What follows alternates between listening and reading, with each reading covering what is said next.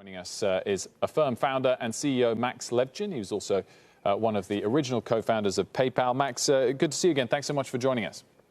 I was happy to join you. Thank you. So will Shopify have to exclusively offer this service, or is it just an option for them and their customers?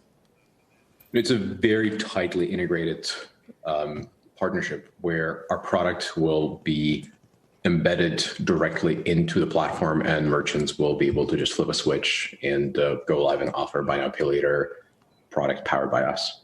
Do you expect a disproportionately high take-up of your services on Shopify sellers, or the norm as anything else, like a Walmart or any of your other partners?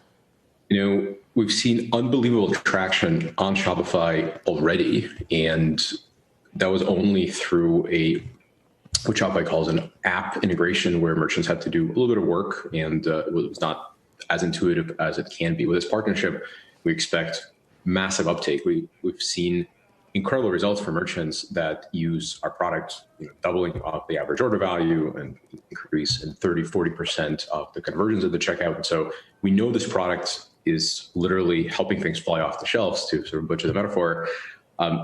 And it really pleases both the merchants and the consumers. And so by making the integration so easy, we expect it to be extremely close to total ubiquity. Max, for those that don't know exactly what you do, we profiled you on the disruptors list a number of times. Explain your product and what differentiates it from other credit card companies, and what this Shopify deal actually looks like for consumers who are going online shopping right now. Sure. So Affirm has been at it for almost a decade, and our mission has always been the same. We wanted to bring transparency and honesty into consumer finance.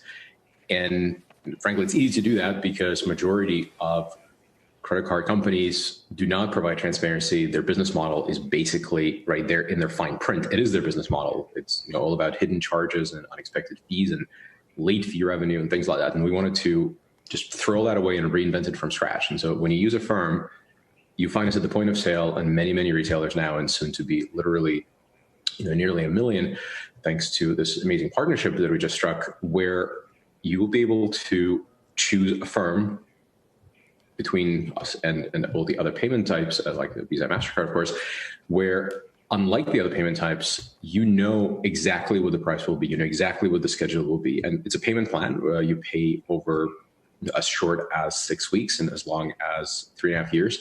That is merchant's choice. They personalize the term of the transaction to the amount and the consumer. And it is completely devoid of any gimmicks and tricks. It's designed to be clear and simple, and it's seen amazing traction among young people. Max, clearly there's been a massive uptick in digital adoption over the last 3 or 4 months, and I've seen that you've said before that you don't think that will reverse. But I wonder whether or not you think it has just brought forward a huge amount of growth for various tech-enabled platforms or tech companies, and that will now plateau at some point when lockdown ends for a matter of months or a matter of years.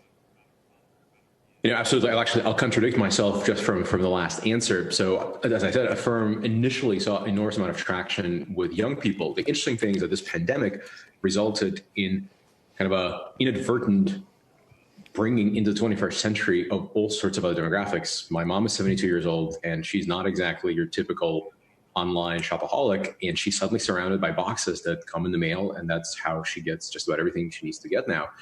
And that's great. She was probably not a typical Affirm customer, and now she suddenly is very aware of its existence, and this is true for millions and millions of people. So I do think the shift from offline to online spend is very powerful. I think it's here to stay. I think we just leapfrogged maybe 2 or 3 years worth of e-commerce growth, and it's not going to diminish. I do think that will eventually slow down a little bit.